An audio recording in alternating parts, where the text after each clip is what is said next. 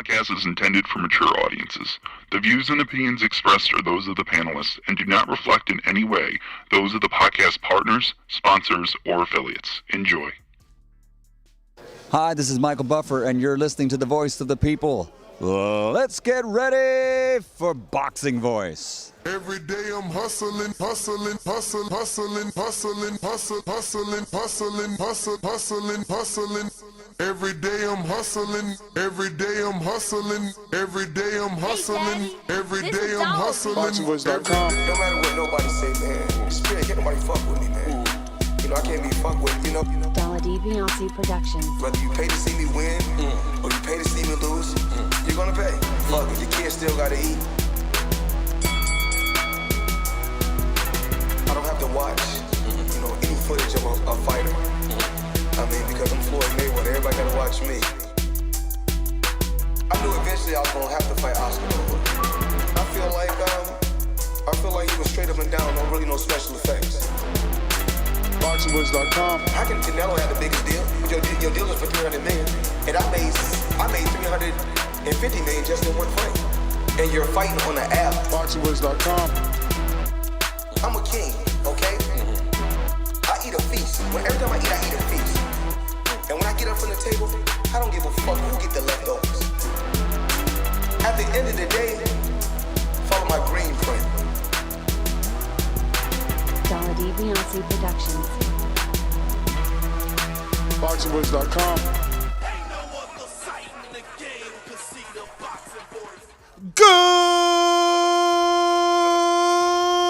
Good morning, TBV. What's going on, ladies and gentlemen, and welcome back to another edition of the Boxing Voice Radio. I am your host, Nestor Gibbs. Good morning, good morning. Hopefully all are happy and headed to work or at work enjoying the day. It is great weather here, reporting from sunny Sunshine State, Florida. You know, the rays coming in through the window. We soaking them up real good. Getting ready for this weekend. Border Wars, September 18th is going down. We already got our first super chat of the day. Shout out to LV Slugger that says, can't wait for October 23rd. Big step up fight for Shakur. And that's exactly why we are here.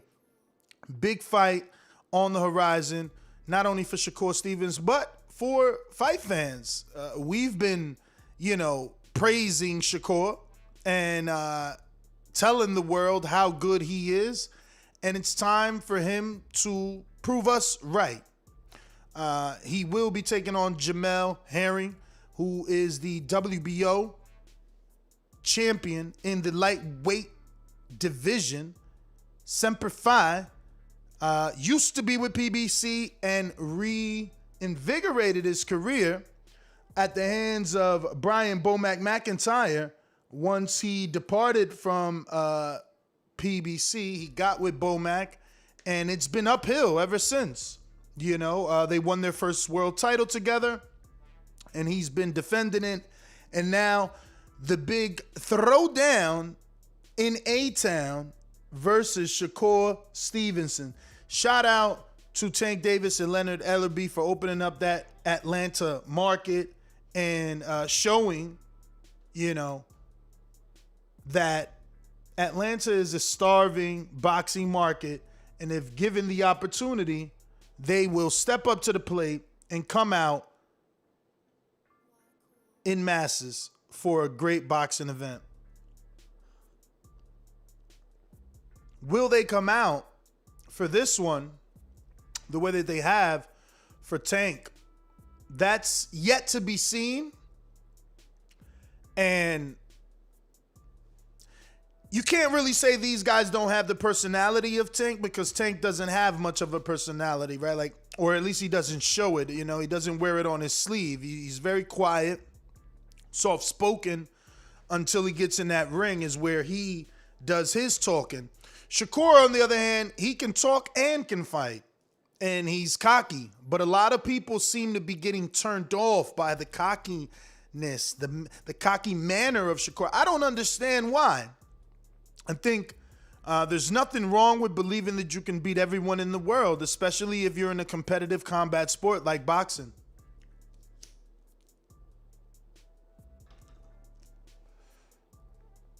So tickets went on sale for this particular event September 10th. They went on sale. So, if you want to purchase tickets, you can do so at Ticketmaster. And this fight will be taking place in the State Farm Arena, same arena that Tank fought at. And it's a good matchup. It's something we've been waiting for a while now. There's been talks of this fight for quite some time. And we're finally getting it. There's been a lot of rumors on the Top Rank side. We've seen interviews with Fred Hawthorne of Barbershop Conversations where Bob Arum would tell us that they were exploring the possibility of Atlanta. And here they are, putting that to the test and seeing how well these two young fighters can do in Atlanta. It's going to be interesting. Obviously, there's going to be the comparison between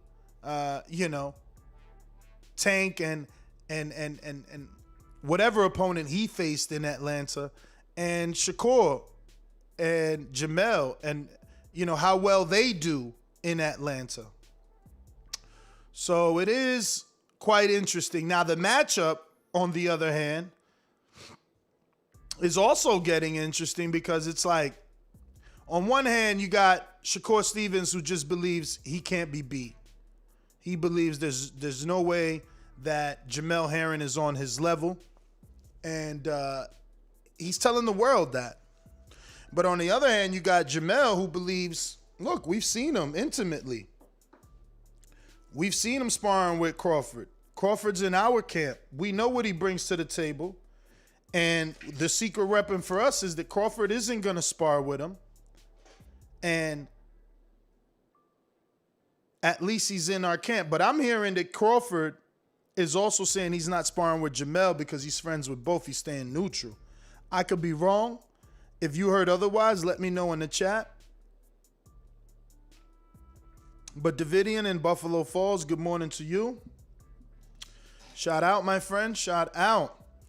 So the WBO junior lightweight champion Jamel Herring, Semper Fi, undefeated. Will be taking on undefeated featherweight world champion Shakur Stevenson. And obviously, I guess the storyline is these guys have trained together. So some people are wondering, can they get, ugly? Or will they be too friendly? Will it be another David Haye, Joe Fournier fight where Haye dropped him with a jab, never finished him because that was his boy?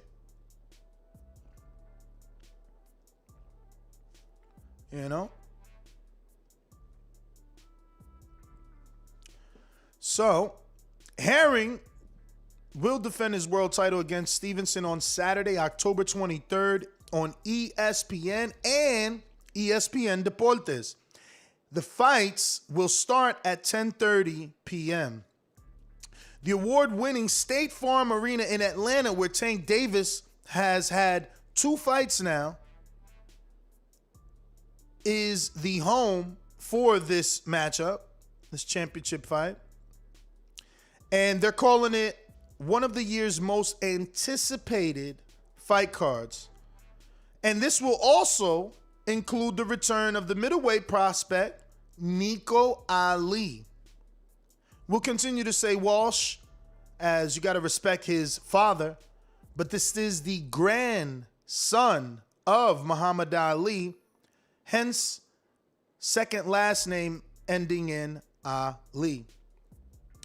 Now, Nico, who turned pro in August, scored a first-round knockout on that fight, and he will be on the undercard of this fight as well. On the undercard, streaming live and exclusively on ESPN Plus. So yes, What we hate, we got to go to the app. Then we got to come back to the channel on TV. Yes. But if you want to watch the exclusively streaming undercard on ESPN Plus, you'll see the return of Olympian Troy Isley, signed to James Prince and trained by Kei Kimura. You'll see his return fresh off the Olympics. And what else do we got? He's going to be in a 6-round middleweight fight. Georgia native Haven Brady Jr., 3-0, 3 KOs in a 4-round featherweight fight, and an A-Town debut of junior middleweight prospect Evander Holyfield. 7-0 with 5 KOs. An Atlanta native and the son of Evander Holyfield, the legend who fell at the hands of Victor Belfort this weekend. I actually seen Evan and spoke to him this weekend, this past weekend at the Belfort fight. And he was telling me he was going to be on this card, but obviously we didn't have much time to talk, let alone on camera, because he was it was right after, like, I had interviewed, if you watch my interview with his father on the way back to the locker room or whatever, I had spoke to Evan before his dad. Obviously he was available slightly. But yeah, man, Evan Holyfield will be on that card along with Nico Ali Walsh, should I say, the grandson of Muhammad Ali. I wonder, man, genetics is something that, people think about in boxing and in other things. Will those genetics show themselves in the Nico Walsh fight? Will we see Nico Ali with shades of Muhammad Ali? Will he give us flashbacks? Will we feel some sort of familiarity with Nico Ali?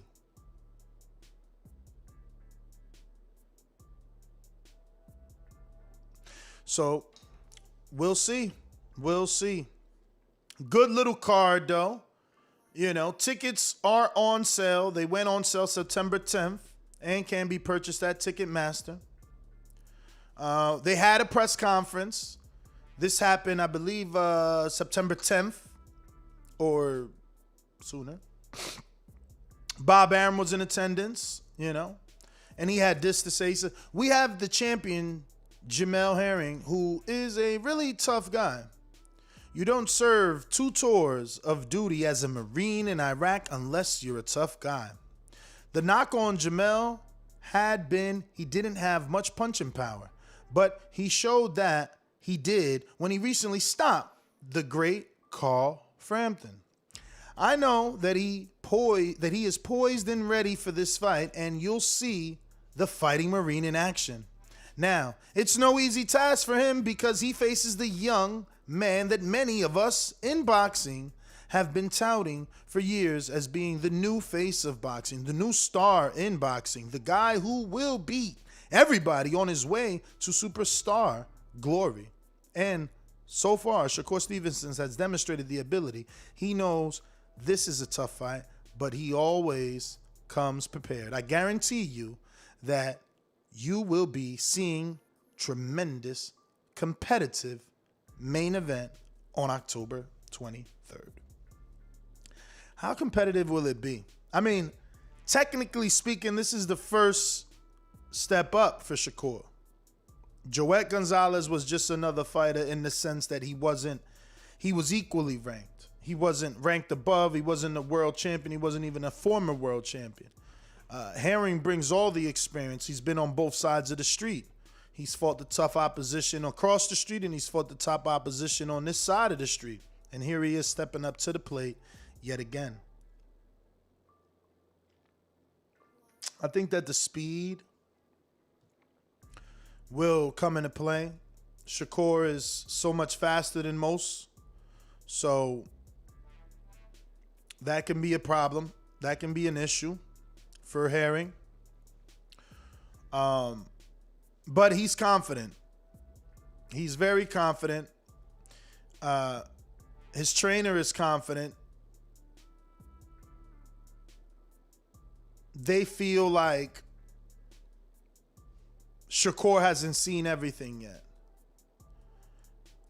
Not from them, rather, which is ironic, strange, because obviously he has been in that camp for so long, so many times, so many fights. I mean, we always see him there. That's his boy. Crawford is his boy. So it's like, sheesh. I would feel like Shakur. I would feel like I got this. I've seen this guy. I've sparred with this guy. I've watched him spar Crawford. I've sparred Crawford. There's so many things that could be going through his mind as to why he wants this particular fight against Jamel, because he could have went another route, obviously. He didn't have to be forced into fighting his friend, and this is actually what I don't like. This is what I dislike about this particular fight. I'll continue to say it. I feel like Bob should have put Herring in with Burchell and given Shakur Valdez and let the winners meet. Give each African-American the green print, the Mayweather green print. Each African-American man gets a Mexican, which is a matchup that's used a lot in boxing, a matchup that definitely brings views and eyeballs. So,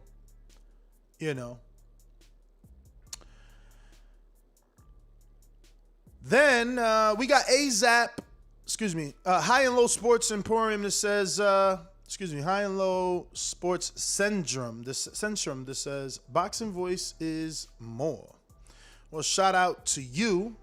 And if you haven't already done so, don't forget to subscribe to the YouTube channel. Saturday is a big, big day for us, and we really, really could use your help getting the word out there so that everybody knows what we have planned for Saturday and the fantastic 15-fight card that we're going to be having absolutely free for you to watch right here on youtube.com/The Boxing Voice.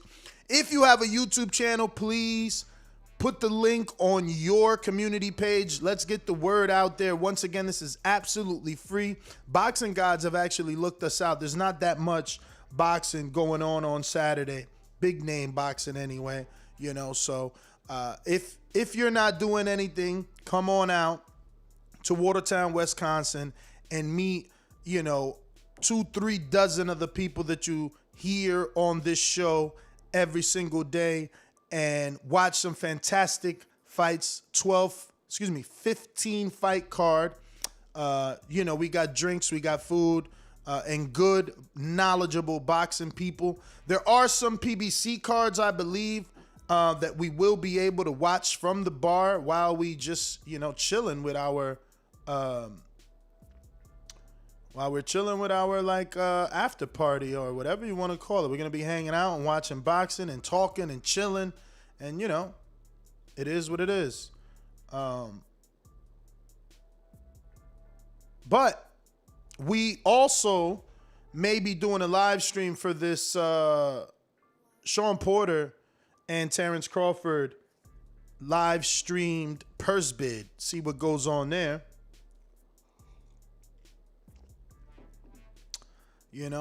That'll be a little bit later. I believe 12 p.m. Eastern time in San Juan, Puerto Rico.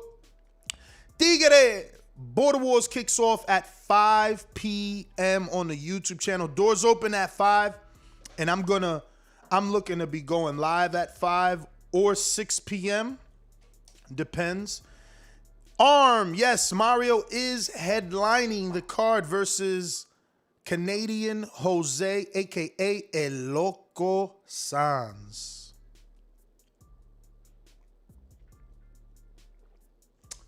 Yeah, man. Boxing is slow right now. Wow. You know, we're coming off that high of like Logan and Jake. No, Floyd and Logan, then Jake and Woodley, you know.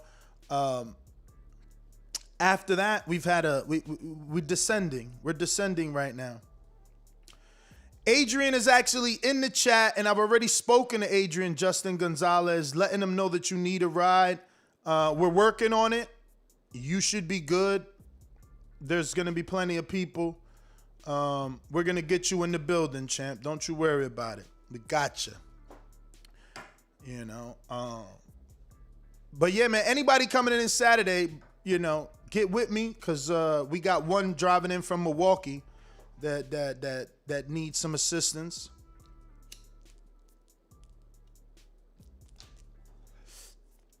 Yes, sir, Tank Furman. Time is ticking. I'm almost dreading that I got to pack, man. It's tomorrow. I got to pack all this shit and travel with like 4 suitcases. Horrible. It's fucking horrible. I need a magic genie or a magic what is it? The flying carpet. Fucking take everything over there like Aladdin. Just have it shipped on the carpet. Bro, I gotta change this fucking hashtag that my man's Manscaped over here using. But anyway, man, solo dolo, Scarface without Manolo. You already know, man. I drift off when I'm alone, doing other things, getting messages on all these different forms of social media. Don't forget to follow TBV everywhere at The Boxing Voice so you can stay up to date on our Instagram. We just got to 60,000 over there. We're working hard at work on YouTube. Kind of getting stuck here, man. We're at 128,825. It just keeps staying in those 800s. I'm very disappointed, man. Can I get some help to get to that 900? 128, 900, because we're so close to getting to that 130,000, but we can only do that with your help. That's just the bottom line. We can't get any further or grow any more without your help. You know, you got to tell a friend to tell a friend. You know, you got to let the people know that we're going to have live boxing with live commentary with some of the great fights. Yeah, I'm going to have a lot of bags, Adrian. You know, I got to bring the brag drops. I got to bring equipment, you know, bro.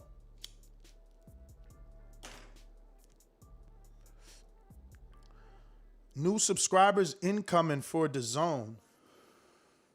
Why is that? Barlar? What the hell? Bar Rogue? I don't know. Ness, Steph and Brandon fight this weekend.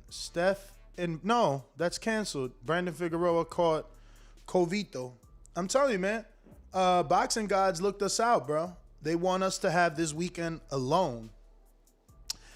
Yeah, Jiggin, that's how it is, man. 220 people, actually 243 watching and only 40 likes. You know, I don't know, man. People don't want to show love these days. I don't know. They want to watch. They're watchers. They're not engaging. You know, they don't want to engage. Shout out to my man Steve in Chicago. Steve in UK, the best dad ever. What's going on, guys? Shout out for rocking with us. Justin with the super chat says, don't forget to talk to Adrian about the carpool. And we certainly did. He's already responded in the chat. We're going to have all types of drinks. You know, if there's anything specific that you drink that you think, you know, you go to a location and sometimes it's not there, you need to get with Adrian Rowan quickly so that, you know, your items can be purchased so that you can feel comfortable at the bar having what you were looking for. Good morning, Will Lynch. What up? What up? Yeah, man, Stephen Fulton fight been off. You guys just sleeping. You know, that's also my fault, right? Like, I don't really do that type of reporting, and I think I should. Probably got to put a community post out. This show is more about your thoughts, right? Like, yes, I come on and I talk, but it's more about going to the calls and hearing the opinions from around the world. So, like, I never really do like, oh, Stephen Fulton and Brandon Figueroa fight canceled. Figueroa has COVID, because that's like a 15-minute show. You know what I'm saying? It's just like to tell you what happened so that you know the fight is no longer happening. But those things can stretch out, because if for whatever reason we get an influx of callers, then that show obviously goes longer than expected. But I mean, it's my full-time job. So I guess if you tell me that you don't mind reporting style shows where they may only go 20, 30 minutes or less, because it's just an announcement like purse bid for Sean Porter called off. You know what I mean? Or Shakur Stevenson catches COVID, fight called off. Like, I always think those are like headlines to talk about on a Thursday or a Sunday show. I never figured those were their own episodes for us as a community. But if for you as a community you would prefer that, look, more content, more work, Ness is always good with that. Let me go out to my co-host here. He's working. Just like the king is what I mean. The king is what I mean. Yo, top of the morning, TBV community. What's shaking? Solo Dolo? Scarface, no Manolo. What up, my man? Oh, man. I'm like Chi-Chi. I'm running to get the yayo, my man. I hear you, man. Gotta work. Gotta work. And shout out to my daughter, Amaya Aziza. It was her first day of school. My little princess is growing up right before my eyes. She handled it like a champ, not like some other people's kids. God bless them. But, yeah, man, sometimes, man, I don't even know what the show topic is about, but when you talk about the kind of, I guess, the short. Oh, well, I think that fight in of itself is bad blood. If there was bad blood to me, I want to say I might think Shakur is making that up. Or if when I say making it up, he's creating that energy and giving himself a reason to be a meaner fighter. Not to say it's disingenuous. I don't know how much of an impact, but, I look at him and I got love for Brick City. I love Shakur, but I still look at him as a kid. So I see a lot of immaturity, so he can make himself mad, but he better stay focused on his opponent, because his opponent is a grown man. Like we talking about Chi-Chi going to get the yayo, first day of school. Jamel Herring got adult shit going on, so he's not coming in there, to wilt under the pressure of some young kid with an attitude. So I'm really excited about that fight. Y'all know I'm a hometown guy, but in the best interest of boxing, this ain't no easy fight for Shakur. He's going to have to do all that, like what he did against the other guy. Yo, he's going to have to do a hell of a lot more. He's going to have to impress. He's going to have to dominate. He's going to have to force the action, So this is a different fight for him, man. Totally different. And this is where you see, all that pound for pound talk. I want to see how he does, man, because Herring is definitely worth his salt. I hate the fact that they got two, I said it should have been, at the time when Shakur was down there, Navarrete, or of course Oscar Valdez, but, let the two brothers sort it out, and then, y'all come for the crown, man. Yeah, I feel like I think they could have spread that Hispanic love and mixed these up and then let the winners meet. Because it's just, I don't know, man. This whole story is bothered me, because it's like they're two friends that they're being pitted against each other when they could have earned the right to fight each other by being the best two. And how do you do that? By letting them face the other two and then let the cream rise to the top. But instead, it's like, let's do what makes sense financially. Fuck their relationship. Fuck that they've been training in the same gym for the last 2-3 years. We've been noticing that. Like, I don't know, man. Boxing is so fucking whack sometimes, bro.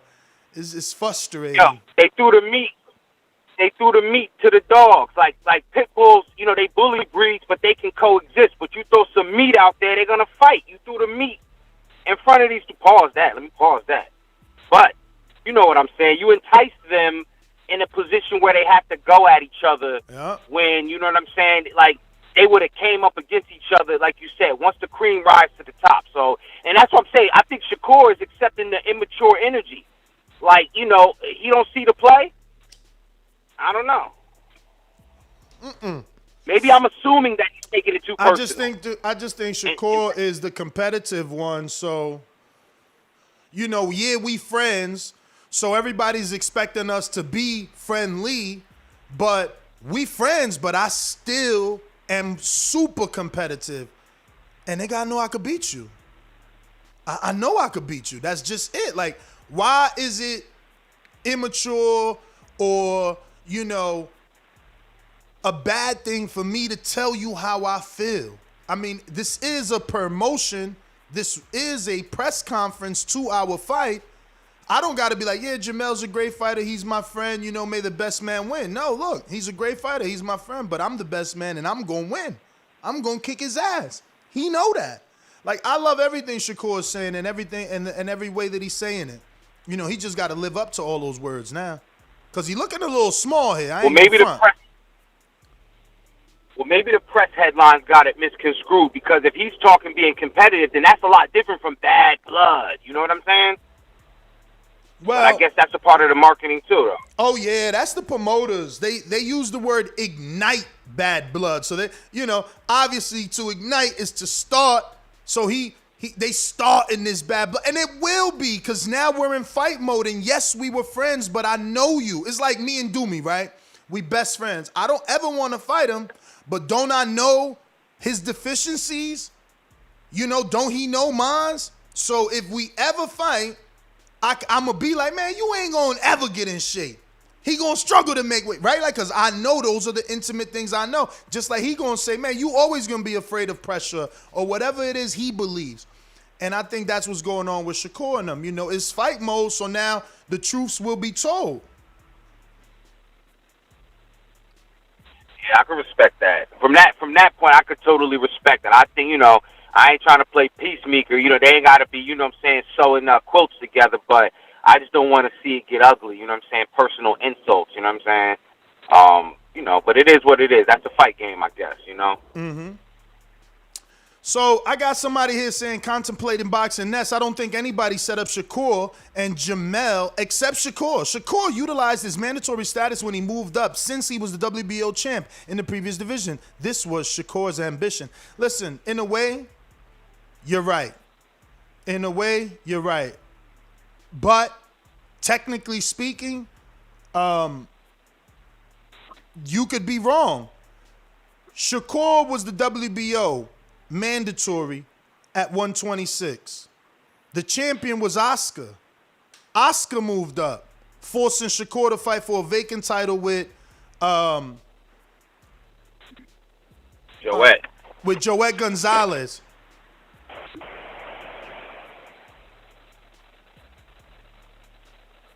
And sorry, I'm getting a text. Forcing Shakur to fight Joette Gonzalez. That's not what Shakur wanted. He wanted the champ. So this isn't Shakur's ambition. You know, he wanted to face Oscar Valdez. So Oscar moves up. Shakur faces Joette. Cool. Now, he moves up because he can't get the Warrington fight. Now he's at 130. He's calling out Oscar. Oscar saying his name after a tune-up on Showtime. Shakur gets a damn near $500,000 bubble fight versus a nobody for non-title fight. Tells the world he want Oscar again. What does Oscar do? Go fight Burchell. So, no, this isn't his ambition. He activated that status because he had no choice. Nobody else was going to fight him. Not Burchell and not Valdez. And once they canceled themselves out by fighting, obviously Shakur got to fight his friend. And this is what I'm saying. This is the unfair situation he was put in. You know, he shouldn't have to fight his stablemate when he could easily fight Burchell or Valdez, you know? And if these two stablemates were better than those two guys and had to fight after they beat them, well, then that was what was supposed to happen. But it wasn't. It wasn't. Now we see one guy now we're questioning who moved up, wasn't knocking nobody out at 126, moves up now. All of a sudden, he knocking dudes out. Next fight, after the knockout, pops positive for a diuretic or a banned substance. Goes into the fight, doesn't get a knockout now, and looks like shit. I don't know, man. I don't know. You know? And then Shakur still talking shit. Shakur still like, yo, he don't really want to fight me. You know what I'm saying? Listen to the way he's saying things. Like, even when he's asked about it in post-fight, like, yeah, I want the winner. Everybody knows who I want. Man, you've been saying that shit since 126. But people out here defending this dude.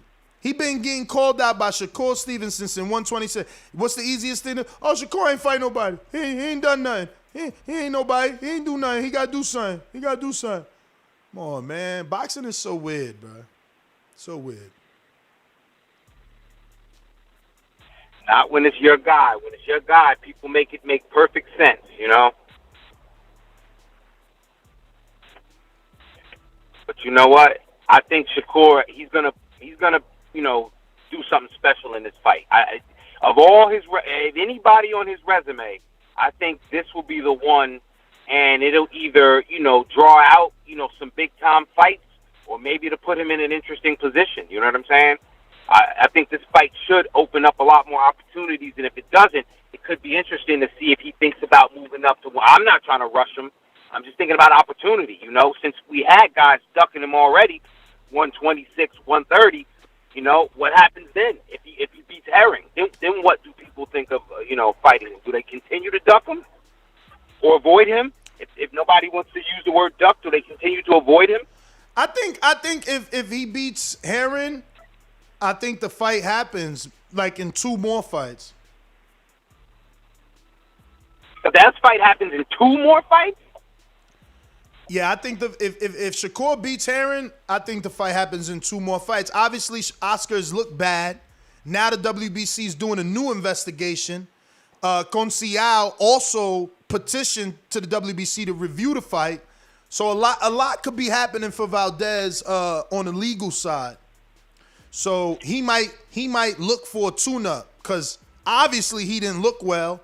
His mind ain't in it. You know, I'm not an ignorant boxing fan. I understand testing positive, you know, being ridiculed in the media amongst all that shit plays with your psyche. Going into the fight, you ain't gonna be doing as good as you thought you was gonna do because now you got all this new shit on your head and on your mind. So I know he won a tune-up before Shakur. There ain't no way Eddie Reynoso's like, yeah, we gonna unify with Shakur next. Get the fuck out of here. Been watching this shit too long. Yeah, they probably still too invested in them, you know what I'm saying? But, you know, they got to have some honor. Whose corner was it calling out? They wanted to counter Ben, you know what I'm saying? We want to fight a Mexican. You don't need no tune-up. We want to fight a real Mexican boxer. Yep.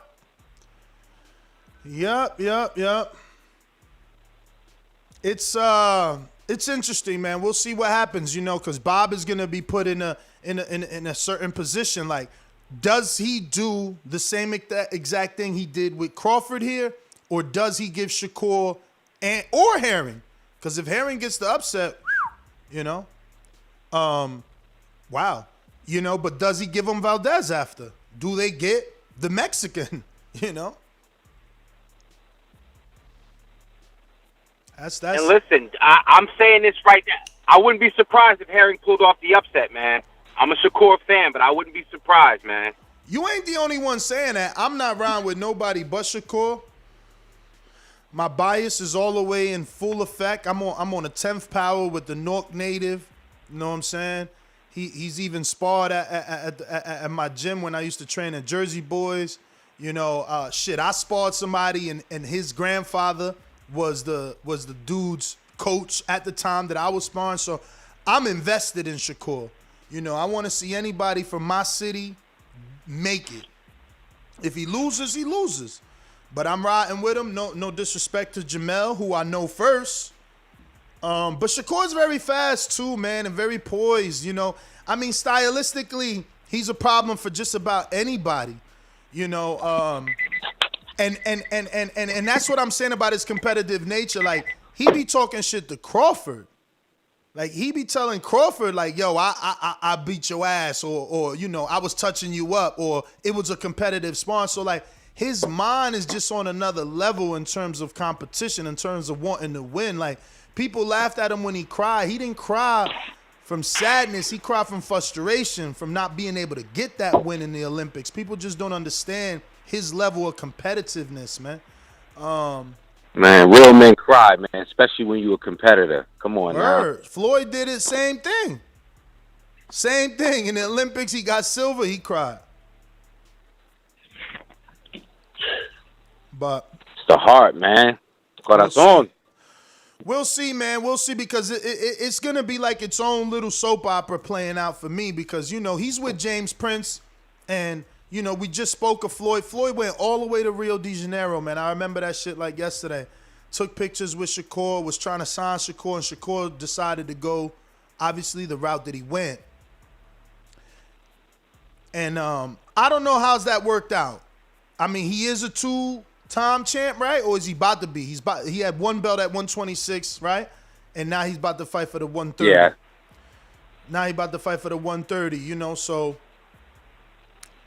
I don't know, man. I don't know. Did it work out going the top rank route? I know he made a lot of money. Obviously, if you getting almost $500,000 to fight a dude in a bubble with no belt, man, imagine how much you made.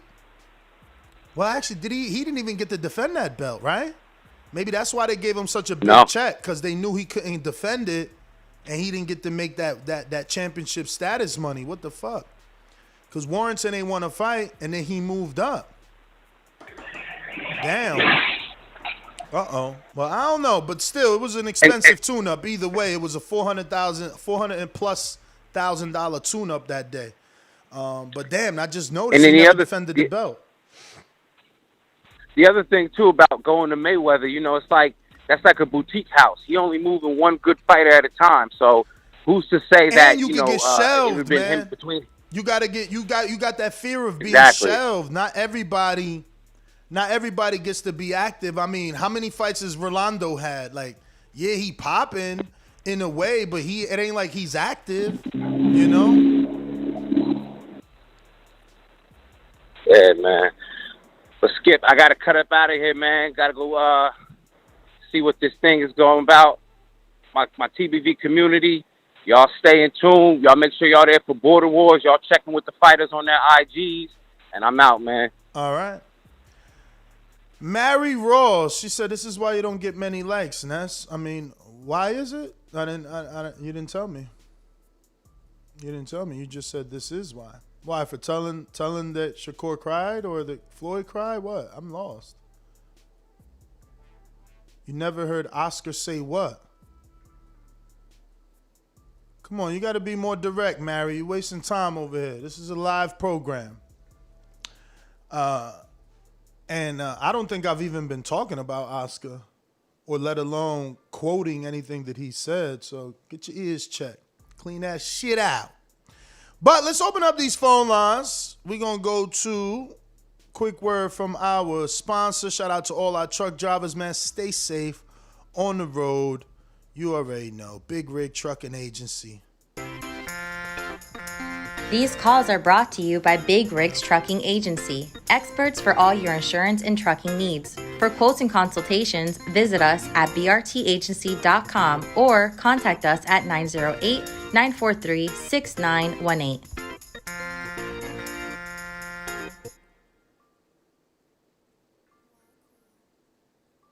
All righty. Shout out to everybody tuning in. Let's go out to Stunner Boxing. What up? Yo, yo, yo.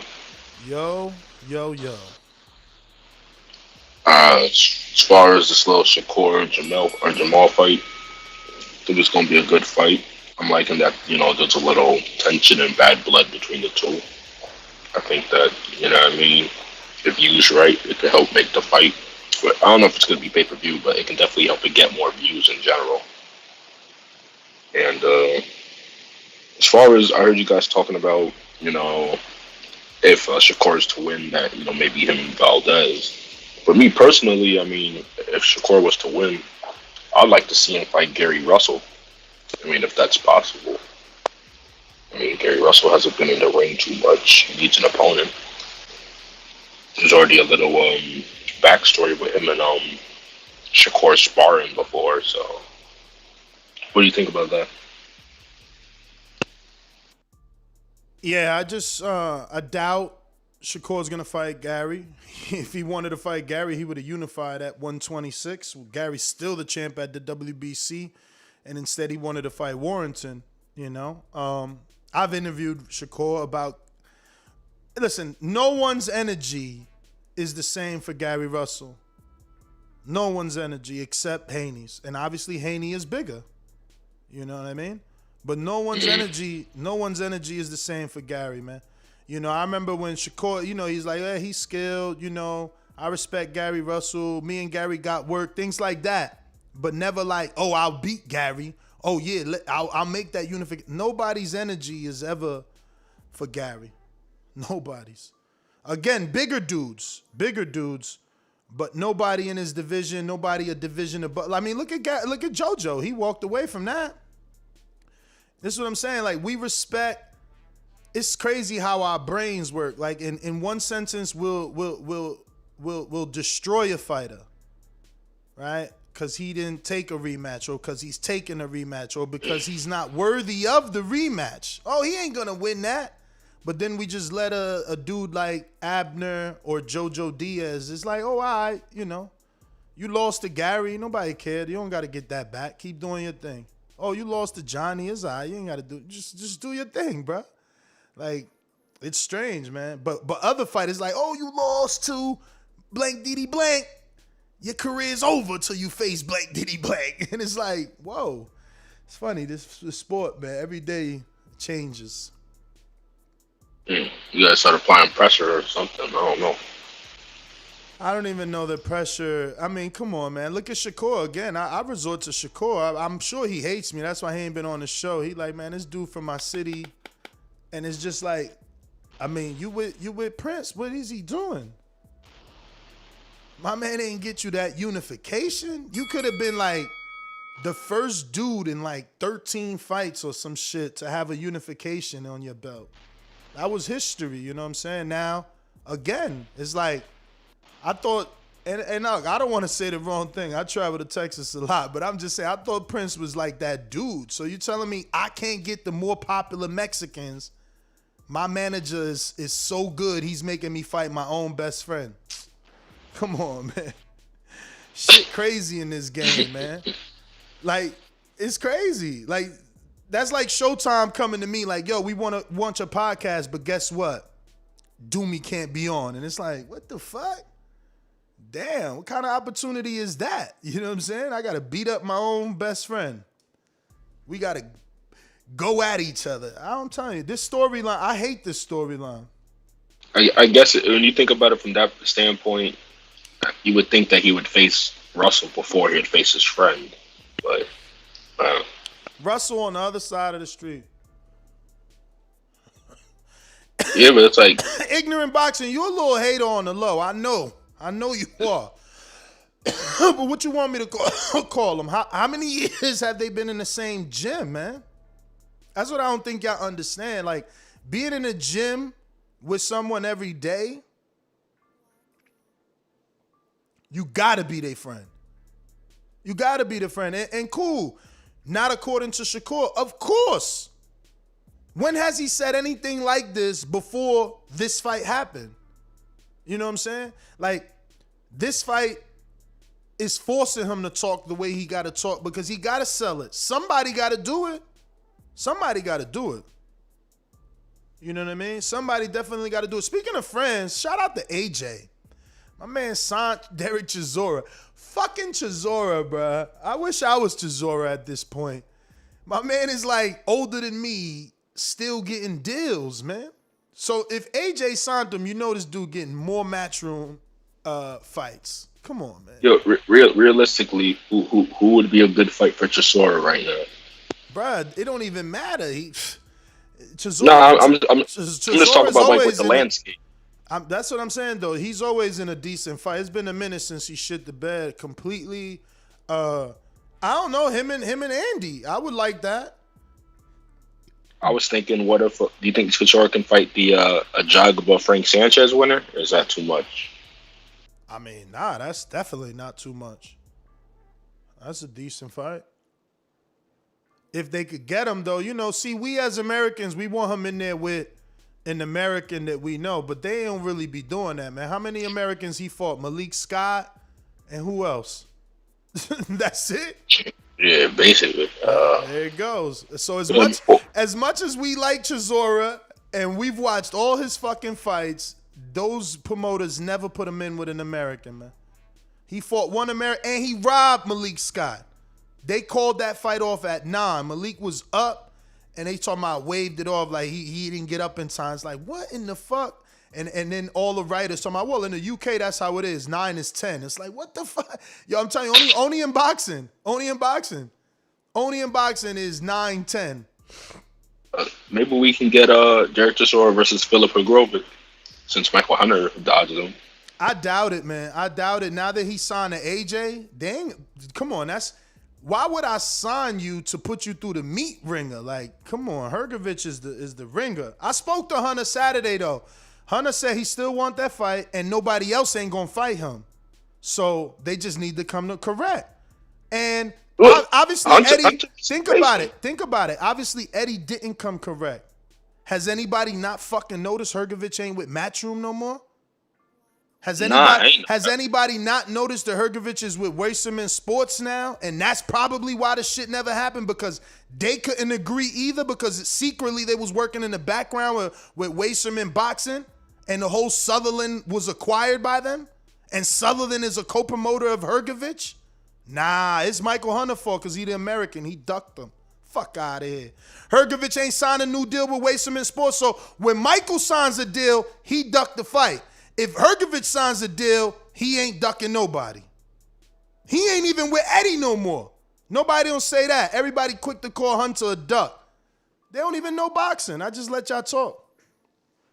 I'll be honest, I think Hunter can beat Hrgovic because Hunter seems to match up good with these bigger heavyweights.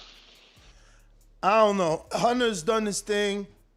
He talks that Tyson Fury, that he did this thing in with Fury in the amateurs or in sparring or whatever the case may be, and that's a tall dude. We'll see. You see what he did to Bacoli. Yeah, I seen what he did to Bacoli, but Bacoli was wet behind the ears. He was young, man. True. Big boy, though. I mean, don't get me wrong. So was Hunter. It was a good fight, but it wasn't like he beat a former world champ or an established contender. He beat up and coming, prospect heavyweight. It'll be a good fight if it happens. I hope it does. Yeah. But yeah, man. I'll get up out of here and some other callers get in. All right. Peace. Brandon, Cincinnati, what up? Hey, whole nother time zone. Jumped up for back with our mind on. Can't play when you here, get your life stole. If you bring it here, then the price grow. Folks jabbing and punching the line long. I drop a pigeon, let 9 go. We slap with the fake glass and white go. This only happens in Ohio. That's what's going on. How's my audio? You sound very far. How about now? Let me say something. How about now? Is it better? Yeah. Okay. Yeah, I want to give a shout out to all my truck drivers. It's National Truck Driver Day. Salute to, my fellow truckers. As far as this fight go, I think Shakur got a lot to prove. I like the young kid, but his last 2 fights put me asleep. Both of them, the last 2 was just flat out boring in my opinion. So I think he need to step up, man, and put on a little more excitement in his fight especially with the way he talk and the way he talk. And to be honest, this animosity seemed kind of forced. And if I can understand, if I can peep that the shit seemed forced, ain't nobody really buying that this is your op, that you really don't like this cat. So I don't know, man. Like I said, I don't like forced animosity. When it's genuine, it's good. But like I said, it seemed like he trying to force the beef. And Jamel ain't even the type of nigga you really even. Who is Jamel? Like the nicest person in the world. Why did you act like you got beef with Jamel Herring? So I don't know. It's kind of corny in my opinion. He been moving kind of corny, really, ever since he left Andre Ward. He been trying to act like this tough guy. Like nigga, you was smiling, big as hell, your whole career. Now you the tough guy. So he kind of moving weird to me. So, but I think he gonna win the fight. I'm rooting for Jamel. He live here in Cincinnati, so shout out to Jamel. Other than that, like I said, man, hopefully he up the tempo and step up his game with the shit he talking. Cause like I said, the last 2 fights have been straight snooze fest. That's my call, man. Take it easy and good luck this weekend. All right. So Hrgovic and Hunter both just fought very similar opposition, except at least Hunter's opposition, we knew him.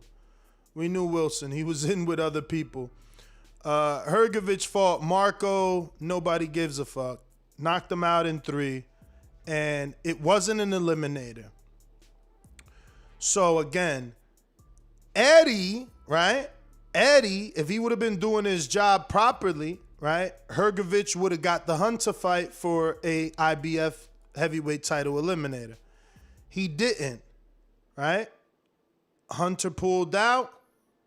Why wasn't the next person called in line? Why did he fight this guy? What happened to the mandatory? Isn't that the way that it works? Or have we forgotten that if one guy don't want it, we go to the next one? Somehow we see Hrgovic fighting this guy, but you guys want to blame it on Hunter. Okay. You know. I guess the money wasn't right for Hrgovic either. Because, again, he's fighting this guy and it wasn't an eliminator. That status is still there, you know. Somebody got to go claim it. So it's interesting to me. And that fight that he had was in Croatia. You know, it was on DAZN, so I was wrong about that. I just checked my email and they showed, I had an email from Matchroom saying that they was airing that fight. So in the IBF rankings, again, you got Charles Martin very vocal about wanting a shot at Dillian White, and he's number 1. So why didn't Eddie send Hrgovic? You know, I mean, Charles Martin, the offer for the Hrgovic fight, you know? I mean, Usyk's busy, so he wasn't going to take it. What happened with Joseph? How'd he end up with that dude, Marco? Like, why do you just let your alleged mandatory eliminator spot, what, just evaporate? Is it on hold? Is he on standby? I mean, Hunter didn't take it in for a tune-up. Is he no longer in the rankings? Because I don't see him there. But Phillip didn't take it and he's in the rankings. Strange. You know, they fought the same kind of opposition and only one guy is there. So I don't know. And again, let's hypothetically assume the worst, that Hunter was the cause and he pulled out. Why didn't Phillip and his team go to the next available person? Look how many people are there. I'm sure the IBF would have granted one of these many, many names an opportunity at a title eliminator. It's just very strange to me. All very strange. Let me get to some other callers here. Looking like we got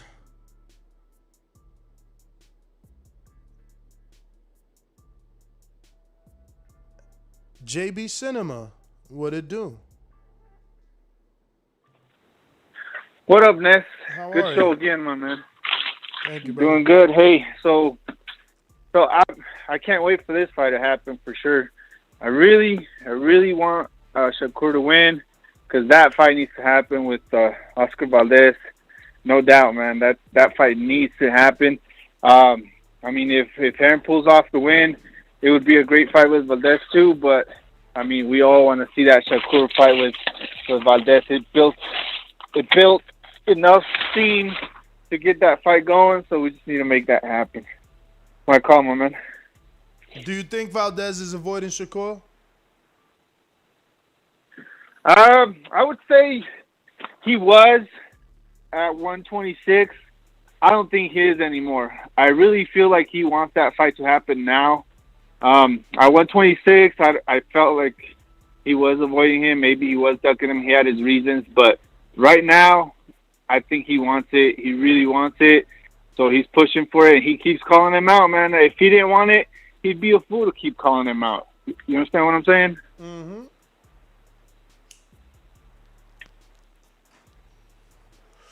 Well, thanks for the call, brother.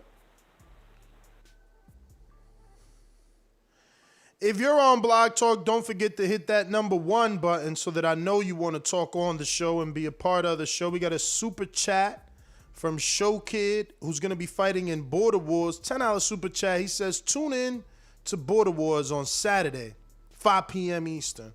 The only fight that matters will come on late. Stay up. Watch me put Jordan to sleep. If you're tired, don't worry. Jose's boring-ass style will help you relax and fall asleep. Damn, shots at Jose in the main event with Mario. Thank you, Show Kid, on the super chat. We going out to Caesar in Las Vegas. Are you available? Any callers on Blog Talk, remember to press 1 at least one time so that we know you want to talk and you want to voice your opinion right here on the Voice of the People hotline. Caesar in Las Vegas, one more time.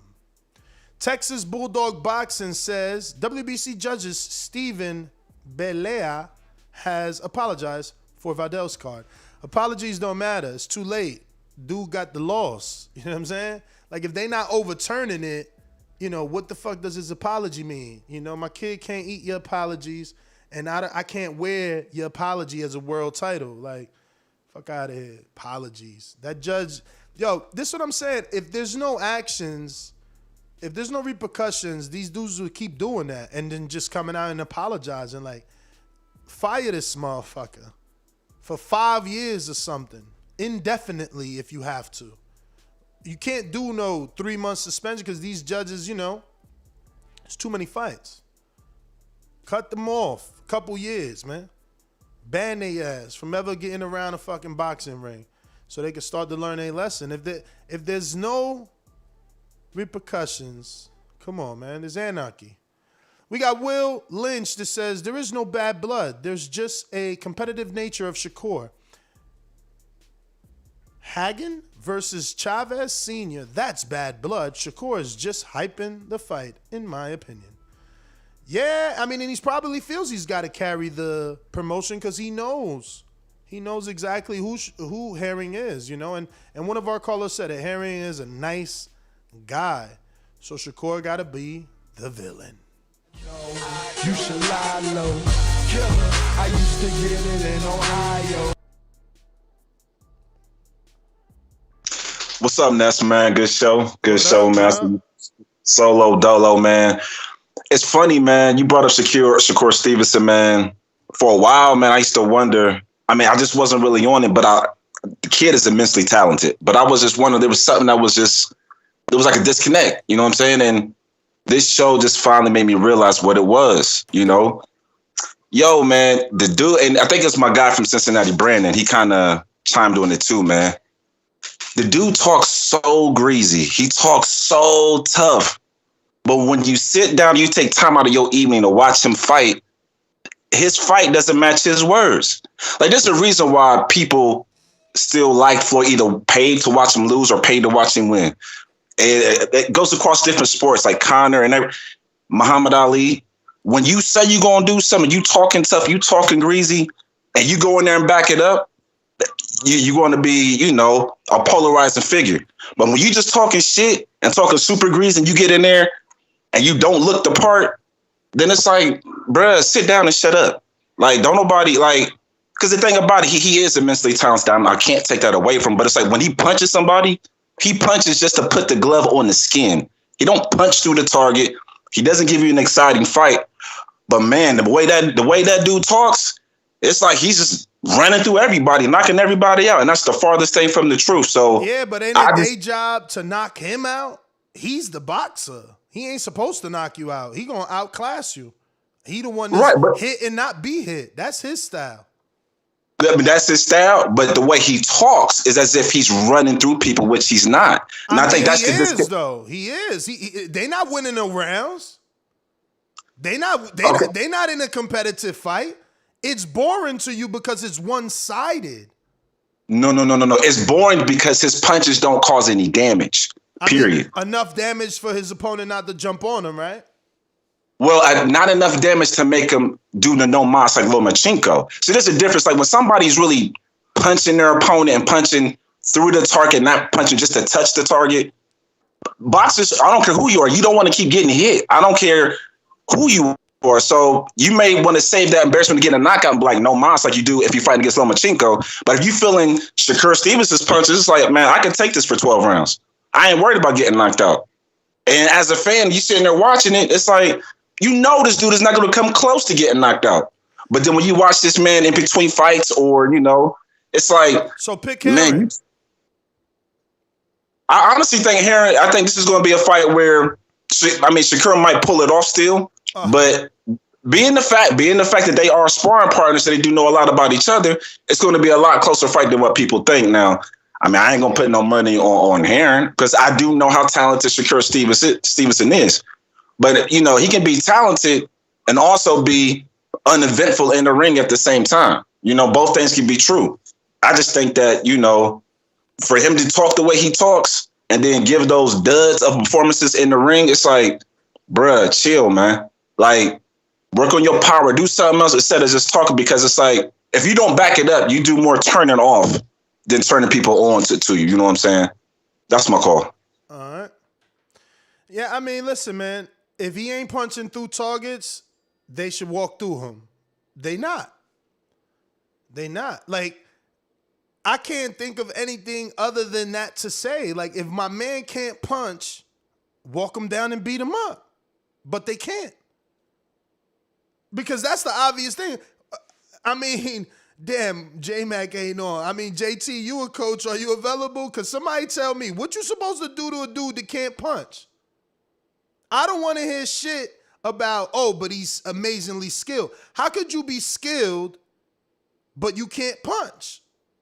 You know what I'm saying? Because if them punches don't hurt, why is anybody just staying on the opposite end of them shits? You know what I'm saying? Like, if you really couldn't punch, dudes will be walking through you. So interesting that you come across like a nice guy, but you're really a piece of shit. Hey, with that comment. Come on. No, that was a piece of fuck you. That was a piece of shit. We're doing live TV. Man, I don't care. What you gonna do about it? I'll kill this mother. Why do you have to talk like that? Well, I'm talking to you the way I want to talk to you. You have a problem? Turn off your station. I'm the best ever.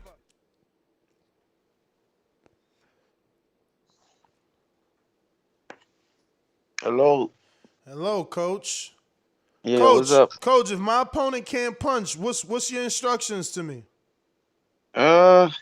If he really can't punch, because some people be saying that he can't punch, but they can punch, because like you said, they're not walking through the punches. If he really can't punch, I mean, of course, keep your defense tight, but go be a little more aggressive. You could do a little more things in there with a puncher with a guy that can't really punch. Because you're not really worrying about him knocking you out. It's just your job to get to him now. You take more risk.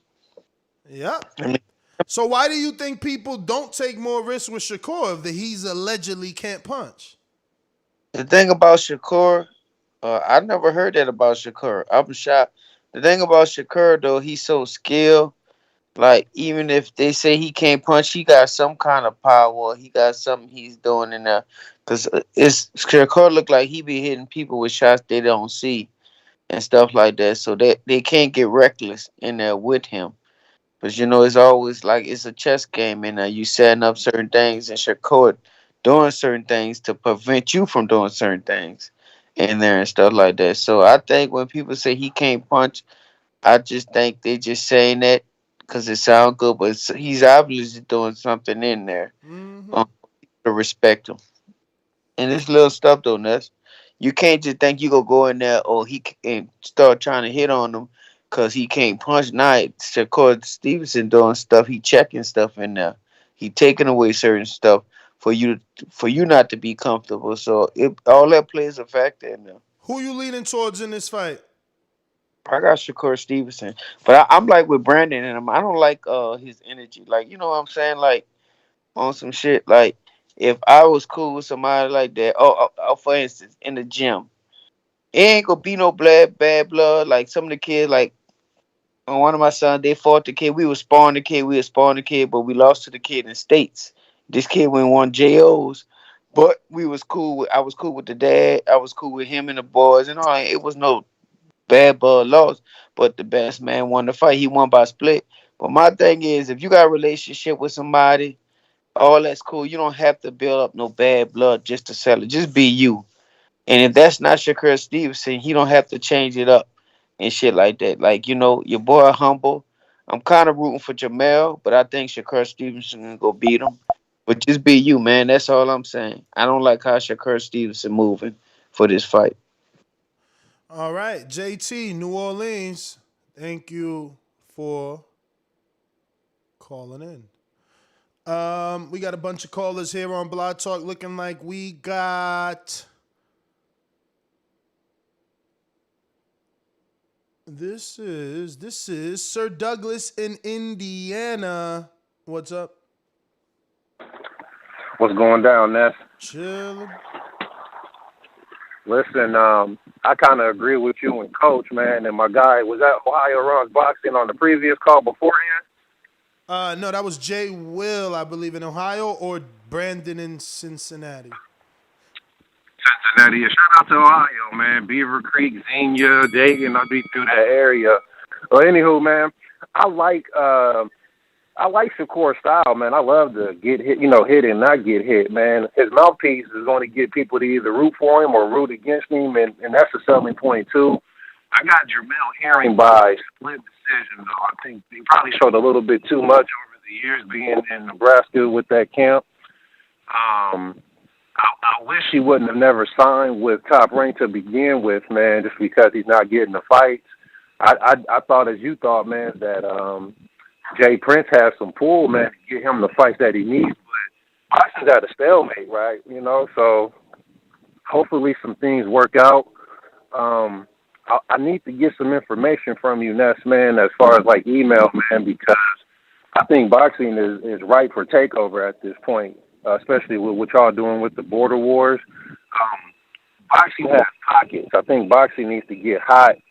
And I think if y'all can run the amateur system through what y'all got going on and just create y'all own wave, and maybe y'all might come up with a sanctioning body, man. If we can't get our fighters to do what they need to, I wouldn't mind watching a Mario or some of them cats fight, man. It's better than what we get now. So I want to write out everything I had, throughout, throw my thoughts on paper and just send them to you. You don't have IG? So I can send you my email? Yeah, I could. Hit me up on IG and we'll exchange information. All right, man, we'll do. All right, but hit me now, bro, because I get a lot of messages. I don't want it to get buried. For sure. Thank you. Stonebone Boxing, Colorado. Yo, I was looking up flights to Colorado the other day. I wanted to take my son. He just turned 21 and shit. That shit was too expensive, but I promise you I was planning to go to your spot. Man, let me know, man. I got you, man. Everything on the house, man. You know what I mean? Everything on the house, whatever you want. Oh, hey. shit. Oh, yeah, anything, man. Yeah. Trees, Yo, so flowers, you know food. these guys, man. Anything. Have you seen them spar each other? I'll say this. They've sparred, but it's never been a camp where, like, it's multiple sparring that's his sparring partner. Or like him and Shakur don't hang out, they don't talk, or they cool. And I hate to be the guy that listen. I don't want to be involved in really even speaking on this fight. I just want to watch it. But to sit here and hear guys talk about Shakur it sounded like the Floyd shit. He ain't got no power. He ain't doing nothing. But usually that used to come from like Asian fans and certain other fans like who wanted him to fight Pacquiao and stuff like that. I didn't hear that much from black people like, oh, he ain't got no power because they knew the dynamics that was against Floyd at that time. And to me, when you hear people talking about Shakur is boring and all of this, it's like same shit with Floyd. They want him to stay there and get punched. That's what, like Chris Colbert told you, Shakur is just that good. He don't care if you get bored. I don't listen. When I sign a contract, it don't say, hey, if you look, if you more exciting than last time, you know, like this is, you know, you get a gold medal for being exciting. No, you get a belt for winning as a champion, and you get paid for winning the fight. And this is gonna be a tough fight. It ain't gonna be easy. Jamel is seasoned. The team is seasoned. They know. I would say it got less to do with him and Jamel sparring and more to do with Bomac them working with Shakur for years, since he was like 15. You know, they know him. When Coach K would be out the country, they'll drop him off with Bomac. And he's been working with Bud all these years, but that's the more of the dynamic than him and Jamel sparring. It's going to be Bomac them understanding what all of his different techniques, and they're going to have to be able to get Jamel to fill those spots and gaps. But it ain't going to be easy. Shakur got real power. We saw when Tevin Foreman didn't have power what JoJo Diaz did to him. Or you saw when guys who don't got power, what's the kid just got, Gabriel Flores. We saw that. He didn't have the power. The dude kept coming. If you ain't got power, a dude going to walk you down and run through you. That's but when what you I'm got saying. timing, skill, slickness, when you got all those things involved, this is going to be a tough fight. So, and it's sad to hear this Shakur hate, but listen, we want the bad guys sometimes, but when the dude gets to talking shit, then we start not liking him. But the whole time we've been acting, you too nice, you smiling too much. Yeah. And hey, last thing, they keep saying, he should have never signed with Bob. Shakur is en route to make $1.5 million and become a two-time champion, while we sitting here looking at another featherweight that's signed by Al that was considered one of the greatest amateurs that never won gold medal, Gary Russell, can't even get a fight. So it's like, maybe when he gets to like 140 something, maybe he should have signed. But right now, all the smoke, even though dudes is ducking, it's public knowledge Valdez ducked him 2 weight classes. But Jamel ain't ducking him. And it's public knowledge that all the belts on 130 and 35 is over there. So if he would have signed with Al, he would be waiting till he get to fucking 47 before he get a real title shot. So do what's best for you. And man, we can holler at Al later. This Bob, that contract ain't forever. Let Bob build the young fighters like he always do. Shakur finna make 1.5 plus. That's up front. We don't even know what the back end money looking like. It's gonna be lovely, bro. And he's finna get another title shot. And who gonna win? No comment. Few things I disagreed with. The 1.5 doesn't sound like a lot to me. You know what I'm saying? Like, it's decent when you compare it to Tio, who had to complain to get like 1 point whatever to fight Loma. But Gary been making money. Like, been making $1 million. I mean, that's Googleable. Matter of fact, I got a soundbite for that, right? Don't everybody believe in Google? Go Google that shit. Remember, Gary was the first 8-round fighter on HBO. Yeah, Gary's knock is that he don't get a fight. But guess why he don't get a fight? Shakur wasn't asking to unify with him. Warrington didn't want to unify. Nobody wants to unify. They want to force this man out of his weight class so that he can lose like Rigo. Rigo had to move up 2 weight divisions to fight Loma because dudes wouldn't fight him. And that's what they do to dudes that are dominant. You boring. That's what they did to Rigo. Now you jump out your weight division, you get your ass beat because you don't belong over there. You know what I mean? Gary can make his weight. He's a small dude, and he's willing to fight at his weight. You know? That is a knock that he doesn't fight enough.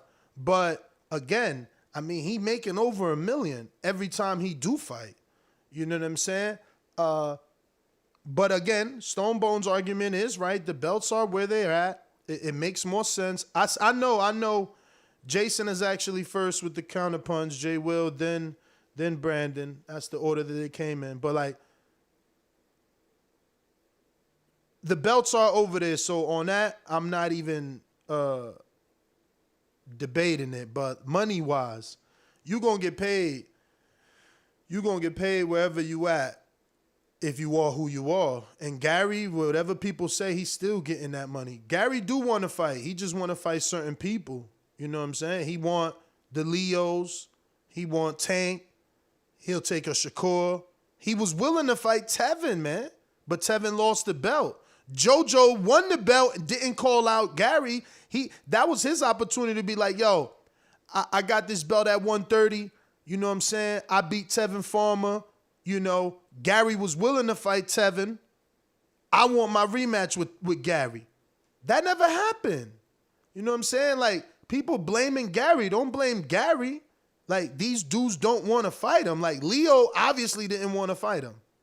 You know what I'm saying? How many years went by? My man even hugged his dad and did videos. Like, he didn't want to fight him. Tank don't want to fight him. Like, people protecting Tank. This dude's been talking about Tank disrespectfully in the media for 5 years, maybe? Calling him shorty, youngin', I beat his ass, I fuck him up, shorty no, youngin' no, I beat his ass, I fuck him up. Man, get the fuck out of here. Y'all protecting Tank. Fuck out of here. Y'all never gonna say Tank ducking Gary. How many years gonna fucking go by? But anyway. Don't everybody believe in Google? Go Google that shit. Because all them Gary quotes is out there about Tank, man. Like, I thought this was a fighting man's sport. Like, you just gonna let people just talk about you. And then, this is where we're at, though. This generation is like, yo, man, he just talking, man. He want a payday. That's how they, and then everybody laughs. Payday, hey, that's right. He don't want to fight. He just want to make money. Nah, dog, you should be defending your fucking honor. My man calling you out your name and saying he'll beat your ass. Jay Will, what up? Yeah, man, you speaking nothing but the truth on that Gary Russell Tank stuff. But I did my CP to disprove some narratives that was just expelled by my guy from Denver, I believe. Yeah, Stonebone. Was that? Yeah, man. False narrative number one, man. Nobody said Floyd couldn't punch when he was at 130 and 135. People tried to use that he couldn't punch then when he got to 140, 147, which was very unfair after the man that moved up 3 to 4 weight classes. So he was known as a knockout puncher at 130 for sure. And so when we get to Shakur Stevenson, he's never, ever in life been known to knock people out at all. So that's why I comment on his punching power or lack thereof. I just find it crazy that on my call, I remember calling Shakur Stevenson a supremely talented fighter like 2 to 3 times. But the one criticism I had about him was as if, like, I don't think the guy is good as all. And that's just, that's just not the case.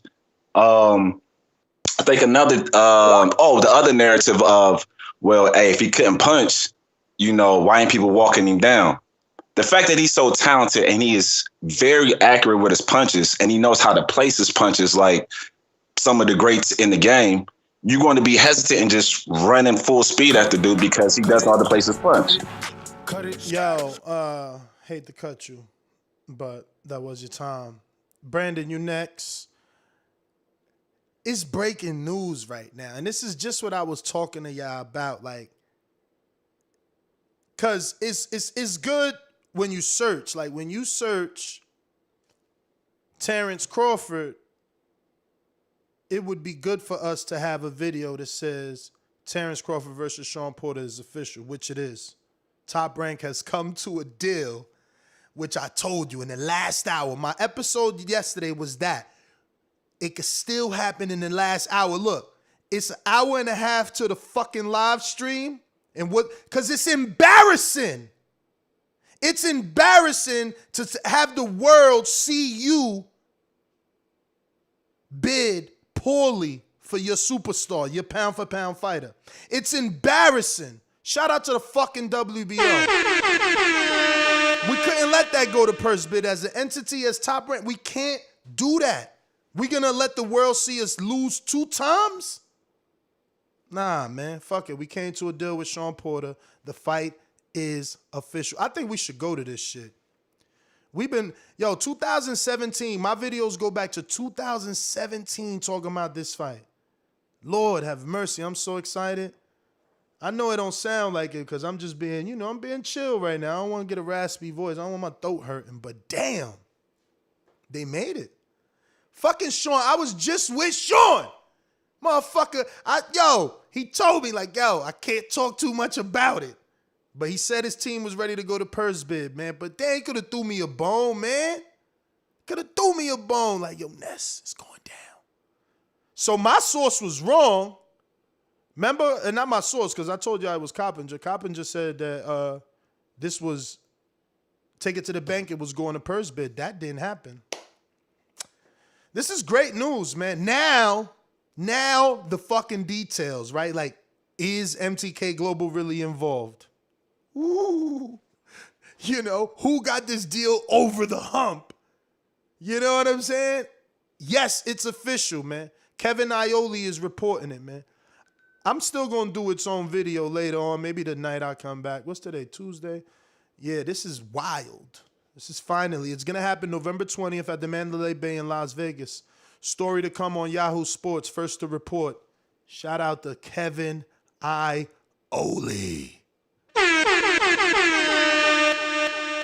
I know, man, Big Red. There's always a bunch of people in no likes, man. They don't like me out here, man. They listen, but they don't like me to like. I don't know. What the fuck? Brandon, it's on you, man. Yeah, man. Good news. As far as Stonebone, I gotta call bullshit on that Stonebone. People criticize the Money Mayweather era of Floyd. How long was the Money Mayweather era? Out of the 50 fights, the last 15? The last maybe 20? So he gave you 30 to 35 fights of pretty boy kicking ass and taking names. Are you forgetting the Shambe Mitchells, the Lovemore Indus, the Corrales, and all them ass whoopings he was giving niggas? Fast hands. So you can't really compare what he was doing as pretty boy to Shakur. And also, you right, I'm not going to give a guy credit for outboxing for 12 rounds niggas like Toka Khan and Nakathila. Kid Galahad didn't knock out Toka Khan? I don't care. We're not talking about Kid Galahad as a fucking great. Bruh, but hold on, let me finish. But Toka Khan could just have a good ass chin though. What the fuck? When you great, you're supposed to get Nakathila and Toka Khan out of there, brother. Man, now I gave him. Hold on, Ness. I gave that brother full credit. Did Pacquiao knock out Joshua Clottey? Nah, I don't think nobody knocked out Joshua. Look at Joshua Clottey's big ass head. And that's my point. That is my point. Nah, man. Joshua Clottey was a world level. Can I finish my call? Joshua Clottey was world level, man. Toka Khan and fucking Nakathila was not Joshua Clottey, brother. Stop that. You forget who you talking to? You on a minute 33 seconds talking about, can I finish my call? Get your ass out of here. Let me finish my call, man. Toka Khan probably from Africa himself, man. He is not Joshua Clottey. Don't do that. That's just to prove a point, bro. Joshua Clottey was the top 5 guy. He never won a world title. He never won a world title. Stop your lies. Oh, God. Stop your lies. You gonna sit there and lie, bro? At least he beat world-class guy. He knocked Zab Judah the fuck out. Come on, man. Tucker Klein ain't never did shit. What's his name? And then there's Nakathila. Joshua Clottey. Let me see if I'm lying, because I don't remember my man ever being a world champion. Let's see what Wikipedia says. He wasn't a world champion. He wasn't, but he got some names. He got more names than Nakathila and fucking Toka Khan. They say he held the belt. Let me see if that's true. I think he had the IBO. He might have had the IBO, I think. They say he had the IBF in 2008. Let's see. Who he fought? 2008.